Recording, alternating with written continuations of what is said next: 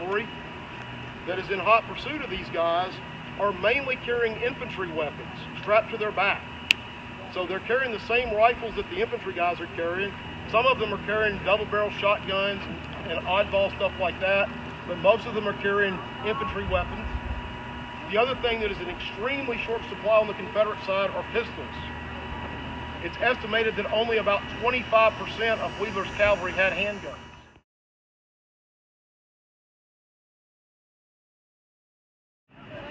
This question is, how did it feel when the North surrendered? Well, the North really didn't surrender. The Confederacy surrendered. What did that feel like when you found out that that was true? As a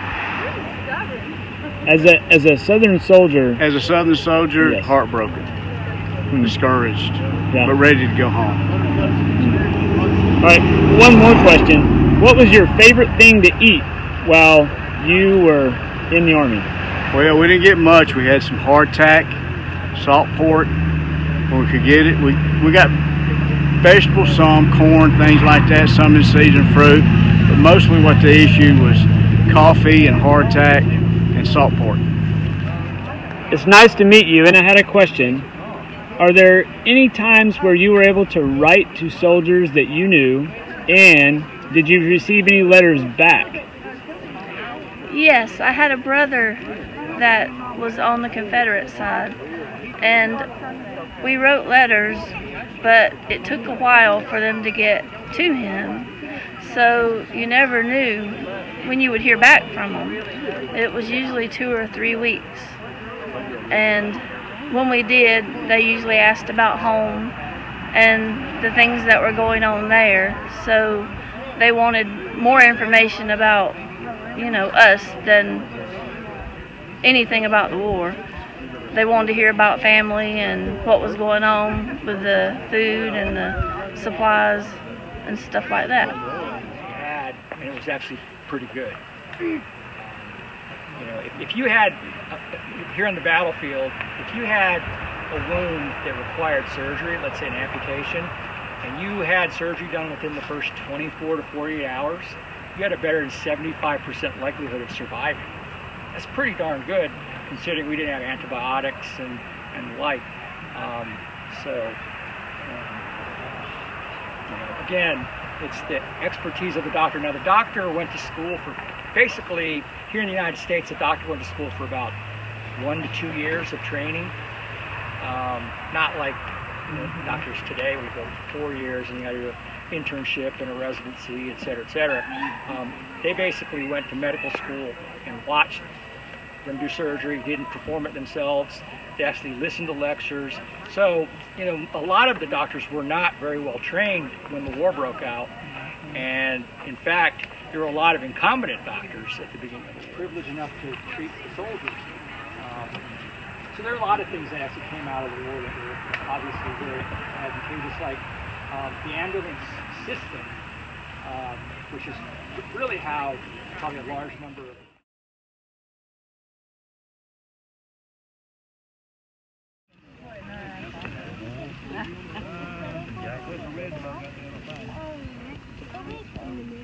Sit down for a while.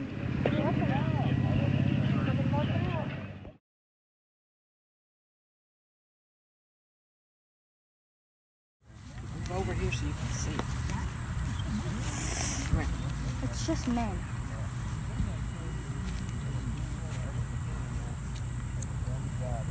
What is a flag spot? See it. I went on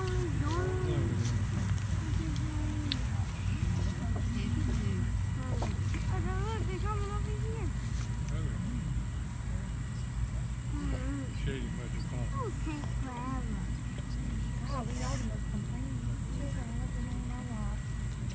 Well, I want to stay up and hey. You know, I had golf carts back in the day.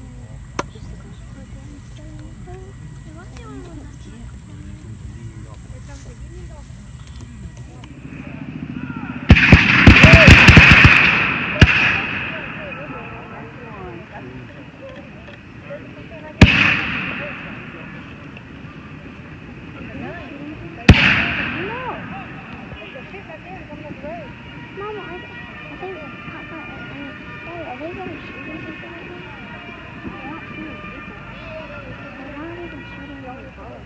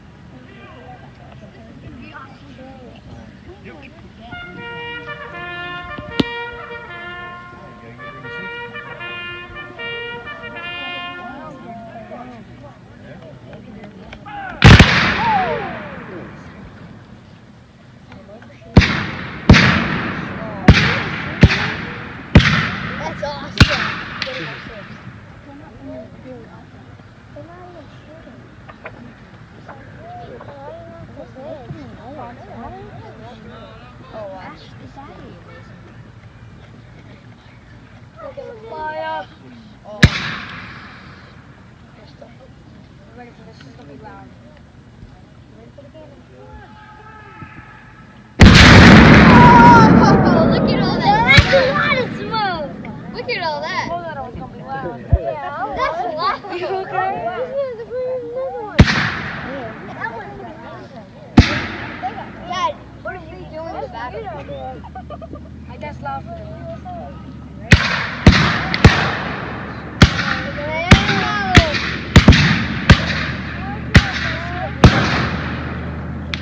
That's what the war looks like.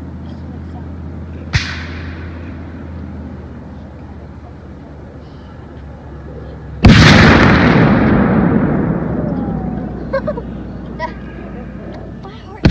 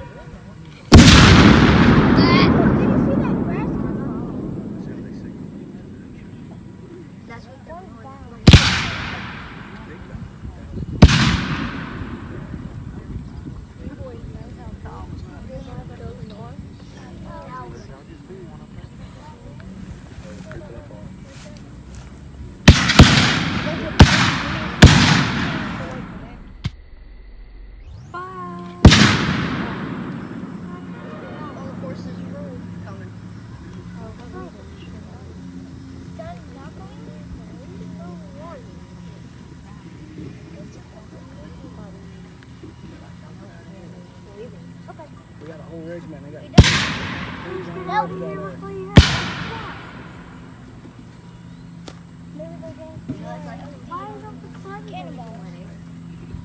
Daddy, is it over? Why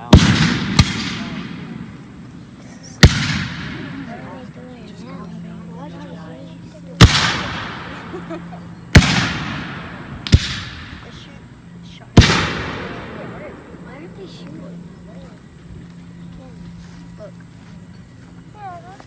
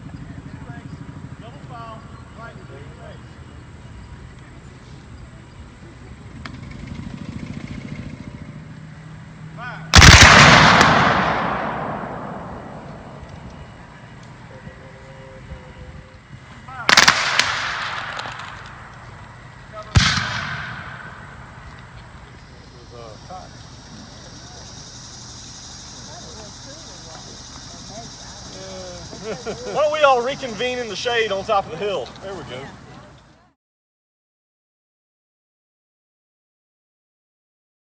Regiment was one unit that was engaged here at Browns Mill.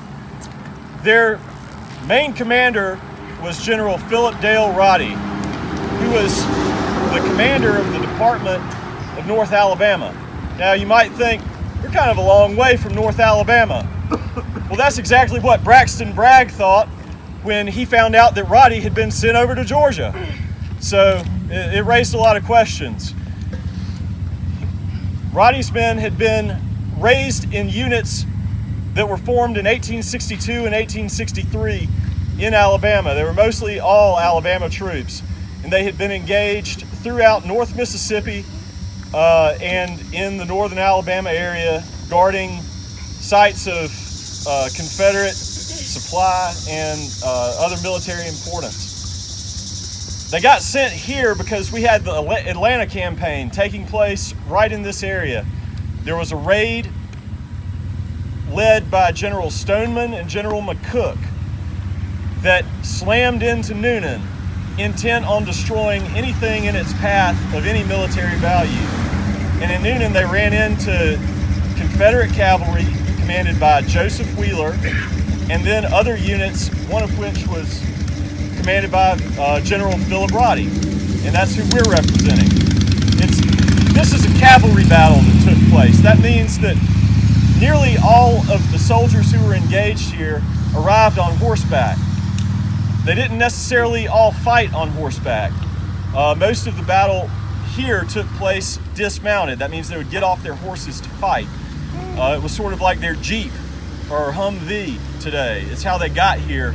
But if you have in your mind that they're charging across these fields wielding sabers and shooting pistols, that's not really an accurate picture of what happened. What happened was a lot more like just the little miniature version we enacted over here. You had artillery accompanying the Federal column, and there were two guns, just like the two guns that you saw today. In fact, there were two 3-inch ordnance rifles, which is exactly what the horse-drawn section, a section's 2 guns, a battery's 6 guns, so there are 3 sections in a battery. It's exactly what was here 154 years ago. Our men, you might notice, we don't have horses. We don't even have them tied to trees. And you might be thinking, this is a cavalry battle. Where are your horses? Well, all of Roddy's men got here on an iron horse. They took the locomotive coming south from Atlanta. They heard that there was a Federal raid in this area, and they were sent to Noonan to try to intercept it and to try to protect Noonan. And as soon as they got to the depot, they hadn't been there very long when the first elements of the Union column come charging into downtown Noonan. Right on East Broad Street, where the depot is today. That's the depot that they came into, if you're familiar with downtown Noonan. It's that old, it's that building. Roddy's men formed up and engaged in a brief skirmish there at the depot. And then the Union column turned southward. They didn't know they didn't have any intel. They didn't know how many Confederates were present in Noonan. They didn't know what the makeup of the forces were. And rather than fight an engagement not knowing what to do or not knowing who they were going to be up against, they turned south. They were trying to circumnavigate the city of Atlanta. Sherman wanted to see if he could force the Confederate Army to abandon its stores, its manufacturing base, its supply base, and crush Southern morale by forcing the Army to abandon Atlanta. This raid was to test that theory, to see if it was possible. And at Noonan, the raid ended, and Sherman realized that he was going to be in for a long siege of the city of Atlanta, which isn't what he wanted to do. Moreland's men, like I said, came in here riding the train, and they marched 6 miles south from downtown Noonan to where they found this battle already raging. General Wheeler had guessed where the Federals would be headed, and he ambushed them at the intersection of what's now basically Millard Farmer Road and Old Corinth Road. After the ambush attacked the head of the column, 2,000 or 3,000 Confederate cavalry attacked the flank of the column, all up and down what's now Millard Farmer Road, more or less. In fact, the road didn't even have a name as far as we can tell during the battle. It's referred to in the federal reports as the Rickety Back Road. If you want to see the original roadbed of the Rickety Back Road, you can walk along the interpretive trail on the front side of the park that runs alongside Millard Farmer. In places, if you know what to look for, you can tell that that's the original roadbed. It's pretty neat. Well, Moreland's men and the rest of Roddy's command got here while the battle was already raging. It had raged back and forth all day. At times, an entire Confederate brigade had been captured by the Union, including their general. And then when reinforcements arrived, the Federals couldn't hold the prisoners, and so they rejoined the fight. And without the support of Roddy's dismounted men, who would normally have been mounted but came in on foot, it's not sure that the Confederate Army would have been able to completely demolish the Union forces here in such detail. And that's exactly what happened. Over 1,200 Federal soldiers were taken prisoner. And in a twist of irony, a raid that one of the aims of which was to free and liberate Andersonville Prison, well, those Union prisoners, many of them wound up there. These are close to $1,000 now, reproduction rifles, and then for a top quality uniform, it's a couple $100 for the jacket and pants, a couple $100 for the leather accoutrements that we're wearing, the cat box and cartridge box, maybe $70, $80 for a canteen. So it's a pretty big, $100 for a good hat. I mean, these guys have some of the best impressions in the country in terms of their authenticity, the make of the uniforms and the equipment. This is the highest quality stuff you can buy. And so you're looking at a pretty sizable investment for a couple $1,000. And for a uniform, are they made the same way as they were then, as they are worn? A lot of these are uniforms that would have been made in large cities in the Confederacy. The Confederate government hired thousands of women to sew these uniforms, and so there was a pattern that they used. And so you'll see some similarities between some of the uniforms. These two gentlemen here are wearing uniforms that are very typical of those made in big cities in Georgia, like Atlanta or Columbus. You can see they have trim on the cuff and the collar, and it's blue. That's to denote infantry. Some of the other soldiers are wearing coats that don't have any particular branch of service trim. That was really typical too. So our appearance is pretty typical for Confederate soldiers in 1864 in the Atlanta campaign. And does anyone reenact any other time period other than the Civil War? I used to do World War II. I did World War I for a little while. So World War II, I did everything from GI to German, Marine Corps. I even did Japanese once or twice. There are guys I know who will do War of 1812, Revolutionary War back east. It's a big community. Heck, I've even seen people do Roman. Yeah, wow. It's a global communal. It's cool. When you're in camp, do you eat similar things as they would have eaten? Like everything is authentic, the same? Yes. Jonas, I'm going to steal your rations. Would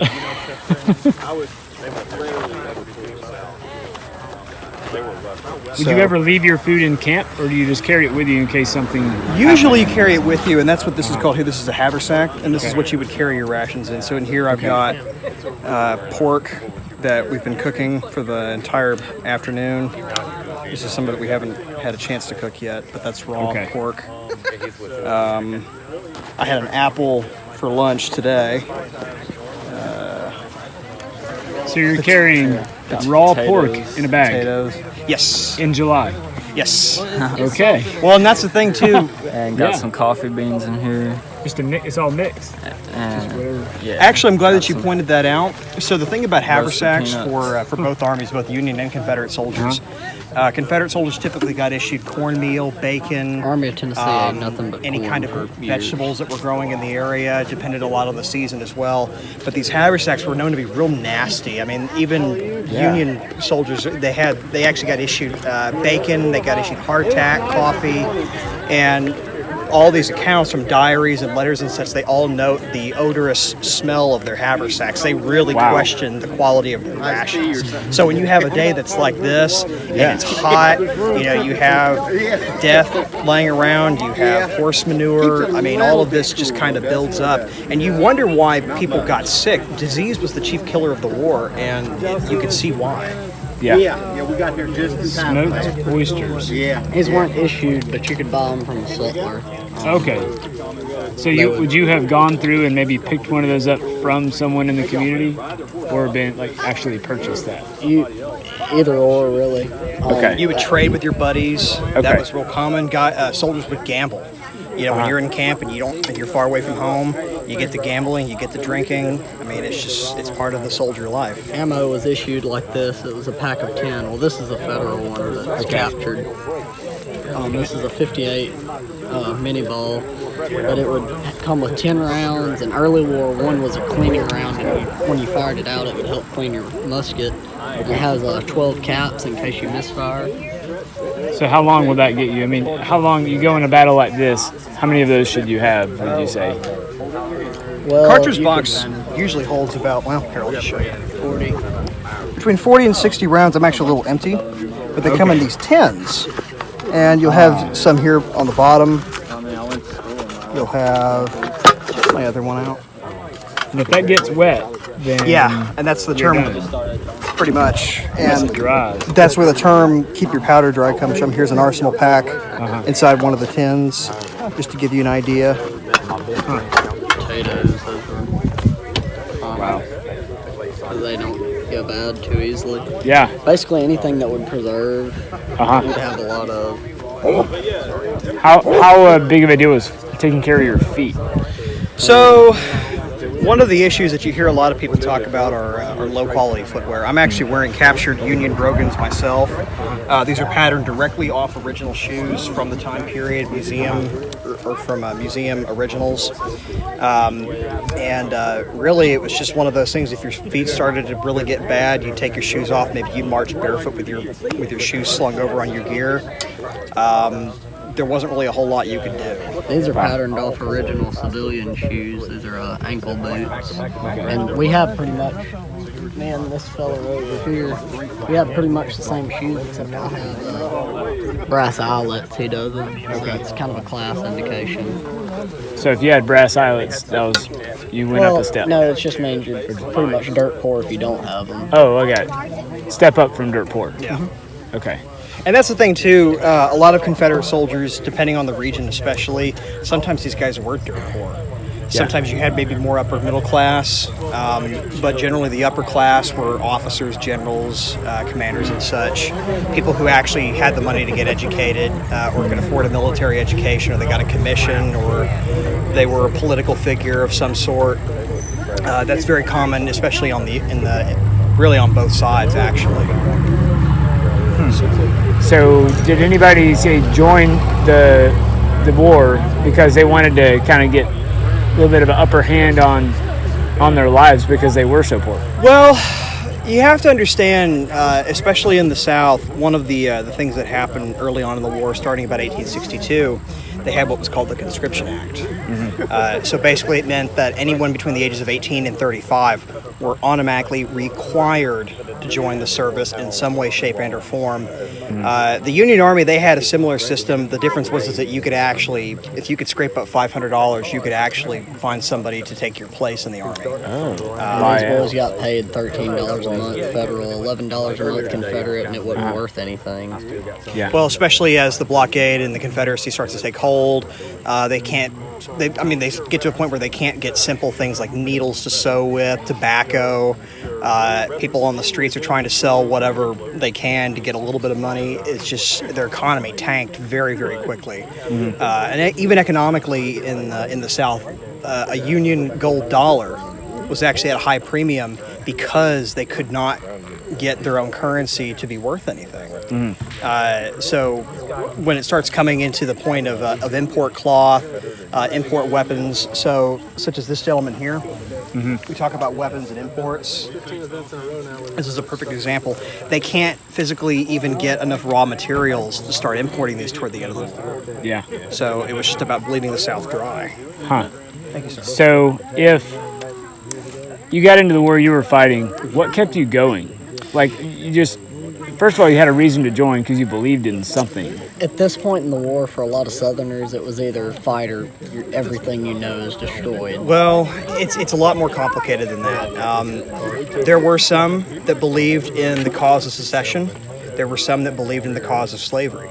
I will openly admit that. But then you have also, usually these regiments were based out of a town or a county. So everybody that you went to school with, people that you've grown up with, your family, your friends, your brothers, your cousins, they're all joining the same regiment as you. And if you don't go, then you were thought of as a coward. You are press gang to go. You could be bullied to go. And it was considered to be a black mark on your family if you did not go. They had a different idea of honor in those days. And that's nothing against the soldiers themselves. Yeah. They were men of their time. There's no other way to put it.